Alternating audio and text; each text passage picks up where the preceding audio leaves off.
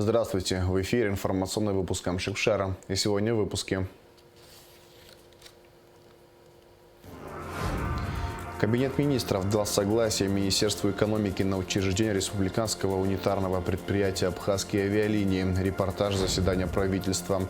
В Абиги проходит конференция с аспирантов и молодых ученых, посвященная Шалви и Налыпа. Фонд Ашана и Ассоциация инвасодействия приобрели для детей с ДЦП кресла-коляски. В чем причина участившихся пожаров в зимний период? В репортаже наших корреспондентов.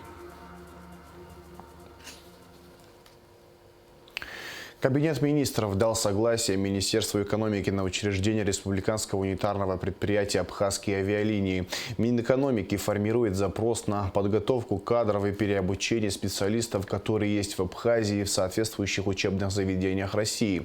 На заседании правительства утвердили и численность работников аппаратов, и размеры ассигнований на содержание ряда министерств, государственных комитетов и госуправлений на 2022 год. В повестку дня было включено больше 40 вопросов. О самых актуальных из них расскажет Сарей Кварацхелия. На заседании Кабинета министров Республики Абхазия члены правительства рассмотрели 40 вопросов. 22 госструктуры исполнительной власти отчитались о численности работников аппарата и размере ассигнований на их содержание на 2022 год. Как отметил вице-премьер, министр финансов Владимир Делба, размер ассигнований Минфина на следующий год доводится до уровня 88 миллионов рублей. Делба пояснил, что эта сумма включает в себя также реализацию мер, направленных на совершенствование бюджетного процесса, включая механизмы и элементы казначейского сопровождения. В следующем году за счет этих ассигнований нам позволят достаточно успешно двигаться вперед. И уже с 1 декабря текущего года на территории Республики Абхазия бюджетные платежи проводятся с использованием электронно-цифровой подписи. На сегодняшний день электронно-цифровой подписью до конца года будут пользоваться Министерство финансов, Агентство правительственной связи, Пенсионный фонд и Министерство по налогам и сборам.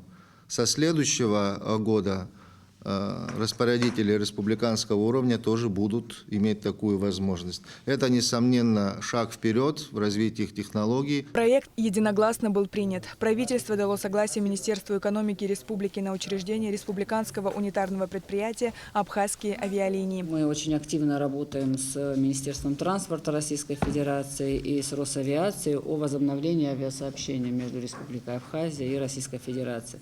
Очень сложный проект, достаточно тяжело двигается, но тем не менее работа в этом направлении ведется. И в целях реализации тех мероприятий, которые предусмотрены, значит, нам необходимо иметь национальную авиакомпанию, которая будет, соответственно, участвовать в этом процессе с российской стороной в переговорах и реализации конкретных вопросов. Как отметил премьер-министр Александр Анкваб, учреждение предприятия – пример того, в каком направлении надо работать. Возрождение абхазской авиакомпании – непростая, но очень важная и перспективная работа, добавил глава правительства. Плеяда известных абхазских летчиков, к сожалению, подошла к пенсионному возрасту. Среди молодежи есть летчики, но они военные летчики для армии. На моей памяти была девушка, которая училась в Санкт-Петербурге, если я не ошибаюсь, на летчика. Не было ни одного парня. Этим надо заниматься.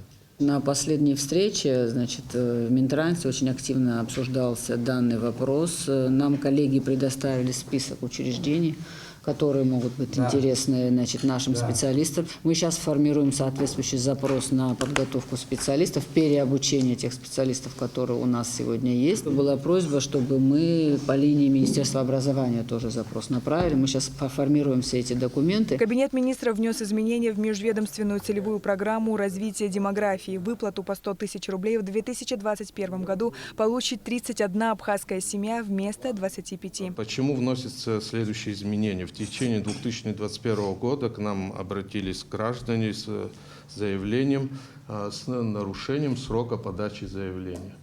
То есть по истечению 6 месяцев после рождения ребенка.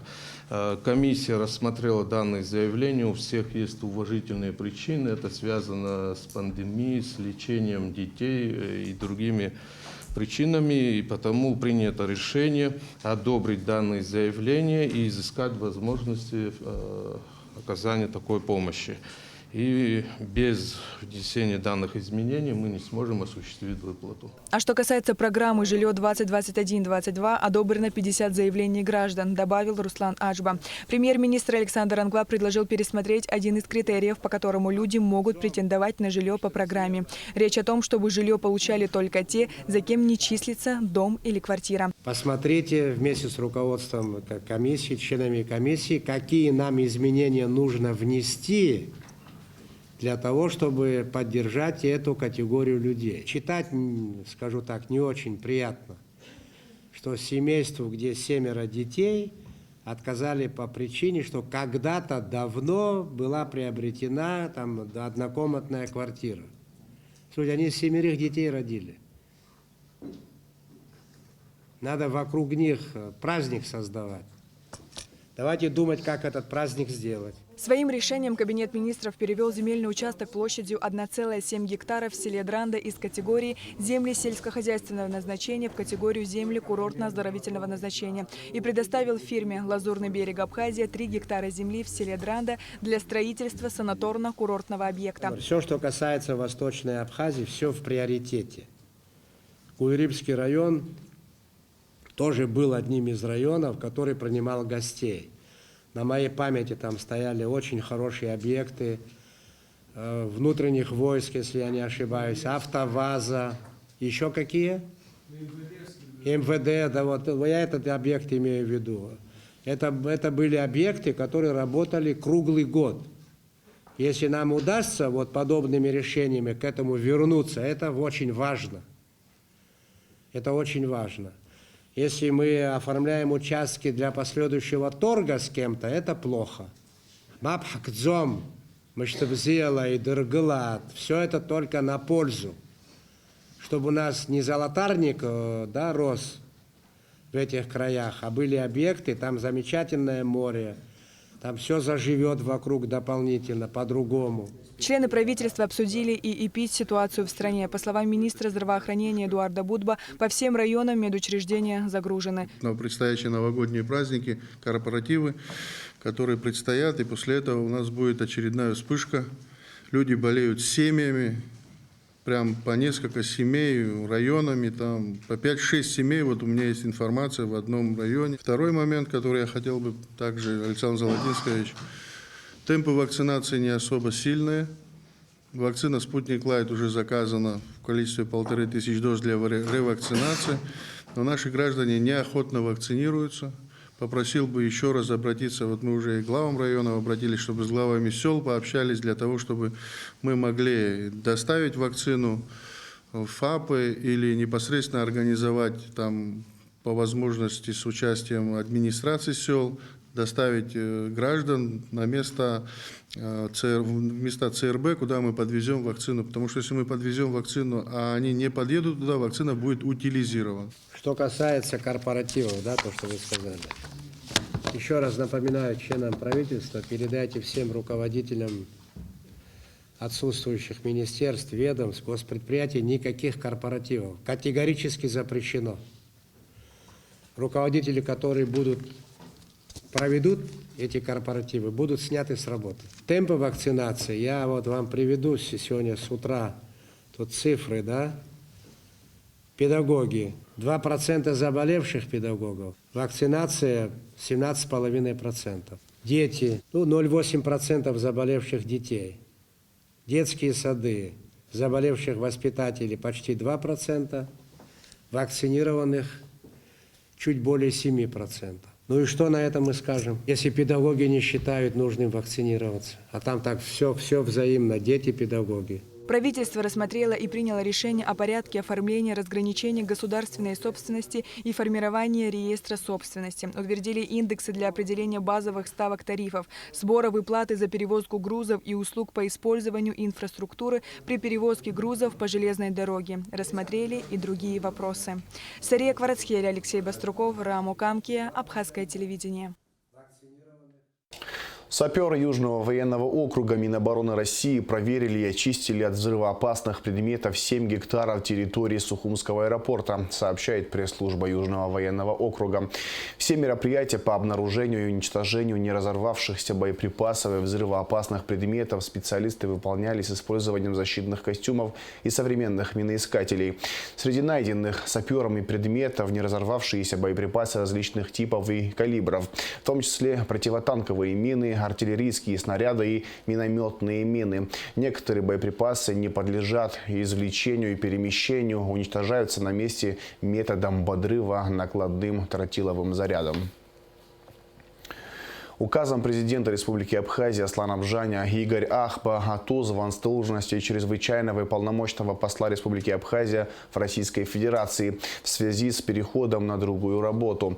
Приказом министра иностранных дел Абхазии Инала Ардзенба Игорь Ахба назначен специальным представителем МИД Республики по евразийской интеграции. Генеральный прокурор Абхазии Адгур Агрба направил в парламент представление о даче согласия на лишение неприкосновенности депутатов Народного собрания Гарри Кукая и Алмазхана Ардзенба и возбуждение уголовного дела в отношении них, сообщается на сайте Генпрокуратуры. Депутат Гарри Кукая, отмечавший День Победы 30 сентября с ветеранами из села Дзюбжа в Сухуме, выстрелил в воздух на набережной, что спровоцировало конфликт между ветеранами и прибывшими на выстрелы сотрудниками милиции. По данным следствия, той же ночью депутат Алмазхан Ардзенба произвел выстрелы из автомата у здания МВД. Ранее судебная коллегия Верховного суда усмотрела хулиганство и оскорбление представителя власти суд в действиях Ардзенба. Хулиганство и незаконное приобретение, хранение и ношение огнестрельного оружия в действиях Кукая. Мобильный ковид-госпиталь Минобороны России отбыл из Абхазии после 4 месяцев работы. Колонна выдвинулась из Сухума в 6 утра 16 декабря и направилась к месту постоянной дислокации в город Буденновск в Ставропольском крае. Российские военные медики провели в Абхазии без малого 4 месяца. За это время госпиталь принял более 2000 пациентов. Стационарное лечение прошли 645 человек, амбулаторное – 1500. Наука и молодежь. Под таким названием в Абхазском институте гуманитарных исследований проходит вторая международная научная конференция аспирантов и молодых ученых. Она посвящена 105-летию со дня рождения выдающегося ученого Кавказоведа, доктора исторических наук профессора Шалвы Иналыпа. Конференция посвящена 105-летию со дня рождения крупного ученого-кавказоведа, яркого представителя абхазской творческой интеллигенции Шалвы Иналыпа.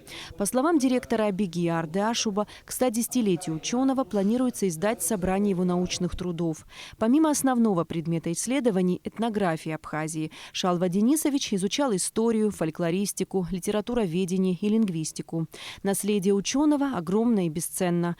Так, изданная в 60-е годы монография «Абхазы» до сих пор является главным документом, своего рода паспортом, отражающим нашу национальную идентичность. Автор более 90 работ литературной направленности, опубликованных в разных периодических изданиях. В их числе входят 7 монографий, посвященных актуальным проблемам абхазской литературы, ее историческому развитию, а также статьи, посвященные жизненному и творческому пути многих известных абхазских поэтов и писателей.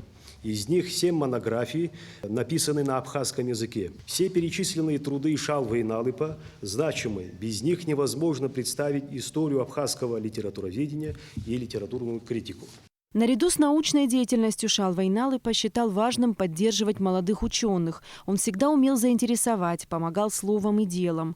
В минуту, когда я думаю о том, что стал аспирантом, я всегда вспоминаю вашу отцовскую заботу, писал Шалве Денисовичу молодой Владислав Ардзенба. Я сама была свидетельницей, как много раз он обращался в различные города Северного Кавказа, Москвы, Петербурга с просьбой как-то поддержать студентов и на вступительных экзаменах в вузы, и на экзаменах в аспирантуру, когда сдавали кандидатские минимумы, когда приходило время защищать диссертации. Это была постоянная, так сказать, его очень важная часть его деятельности. Доклады молодых ученых и аспирантов охватывали разные сферы науки – литературу, этнографию, историю и культуру.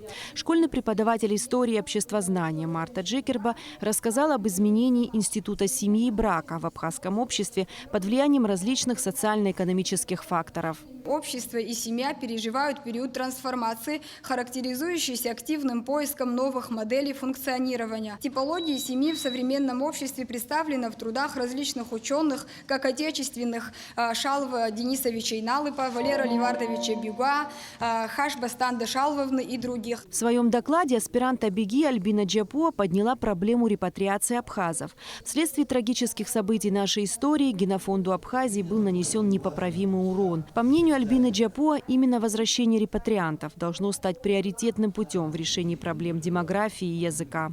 Мы строим новое, независимое, правовое, демократическое государство. Будущее нашей страны, нашего этноса зависит от положительного решения проблемы репатриации. Да, именно возвращение на родину потомков депортантов позволит нашему народу, сохранив свою культурную идентичность, прожить еще немало лет. В конференции также приняли участие сотрудники Северокавказского федерального университета, которые зачитали доклады онлайн.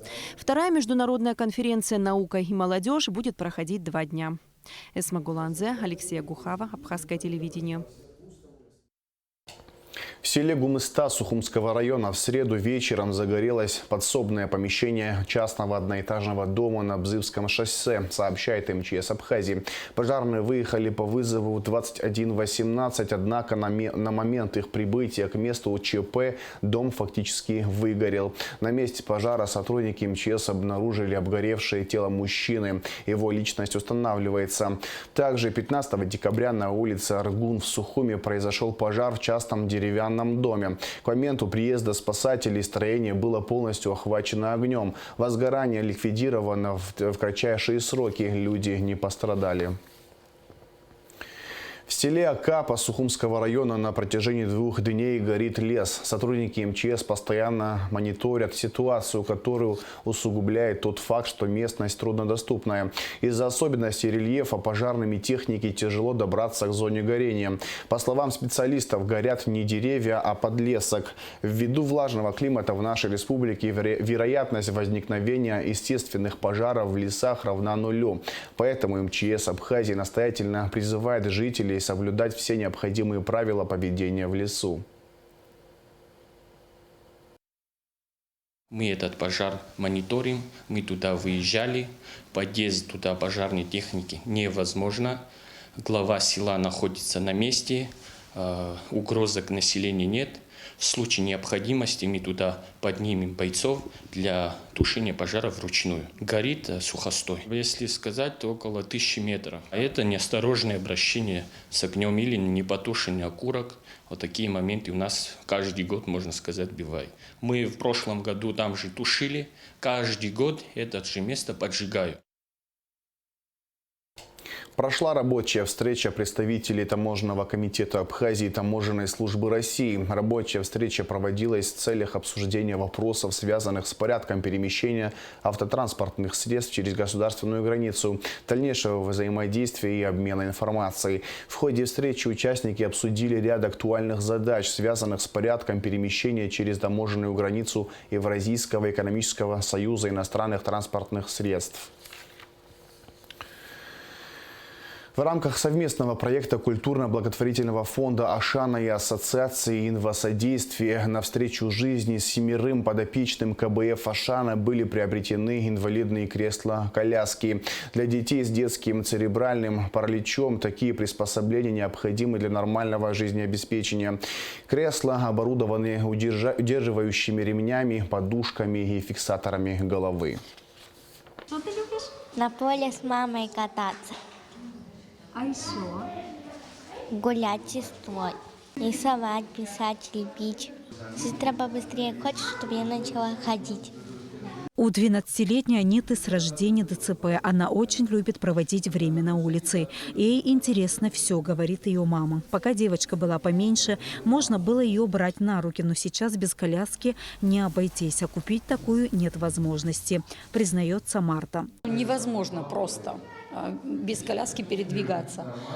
А так мы очень активны. Я теперь понимаю, насколько без коляски просто очень тяжело.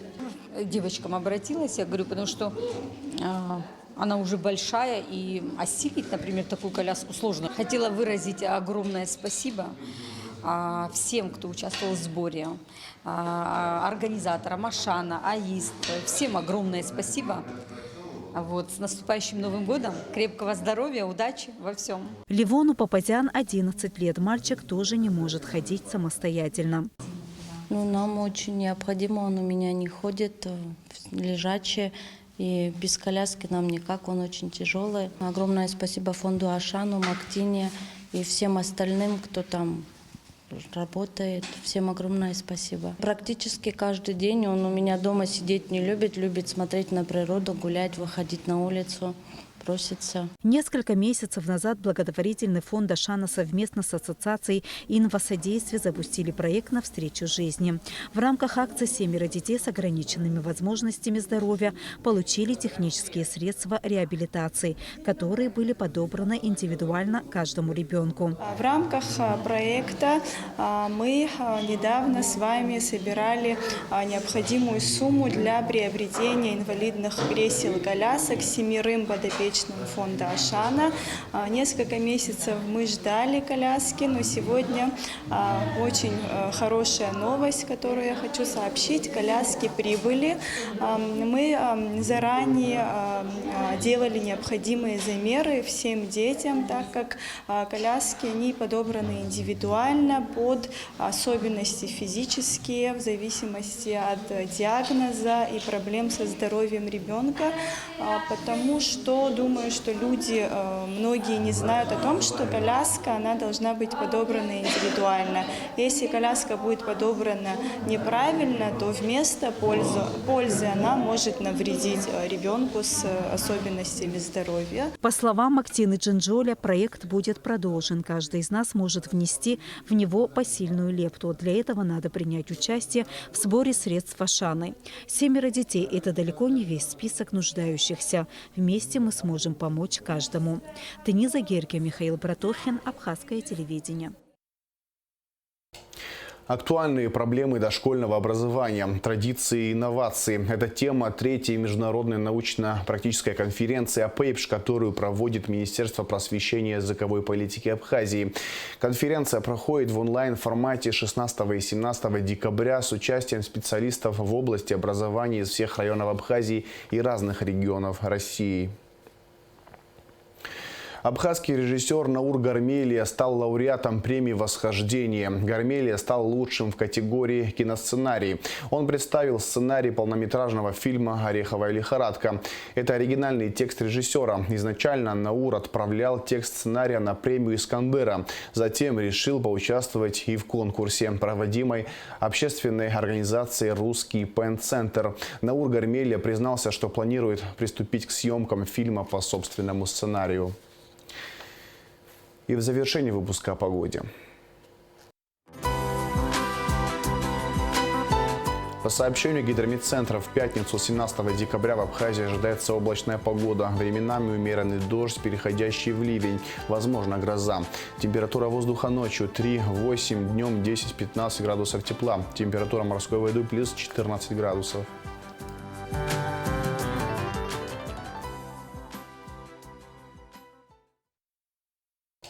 На этом информационный выпуск АМ Шушара подошел к концу. Всего хорошего. До свидания.